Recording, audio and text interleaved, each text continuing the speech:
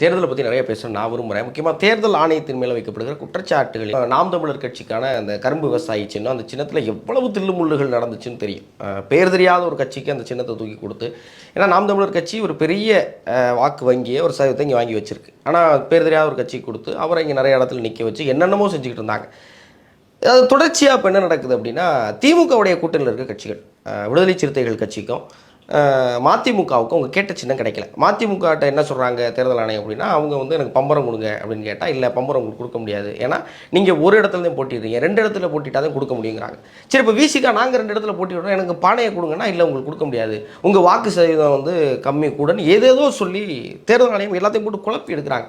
இதுக்கு அப்படியே இவங்க கேட்குற கேள்வி என்னென்னா, அமமுகவும் சரி தமிழ் மாநில காங்கிரஸும் சரி பாஜகவோட கூட்டணியில் இணைஞ்சிட்டோன்னு சொன்ன உடனே அவங்களுக்கான குக்கர் சின்னமும் சைக்கிள் சின்னமும் கொடுக்கப்பட்டிருக்கு. இதெல்லாம் என்ன நீதி அப்படின்னு தேர்தல் ஆணையத்தை பார்த்து எல்லாரும் கேள்வி எழுப்புறாங்க. இளைஞர்களை பற்றி பேசணும், எல்லாரும் இதை பற்றி கலந்துக்கணும். நீதியின் பக்கம் நிற்க வேண்டிய, தேர்தலை செய்ய வேண்டிய தேர்தல் கமிஷன் யார் பக்கம் சாயுதுங்கிற கேள்விக்கு உங்கள் பதில் என்ன?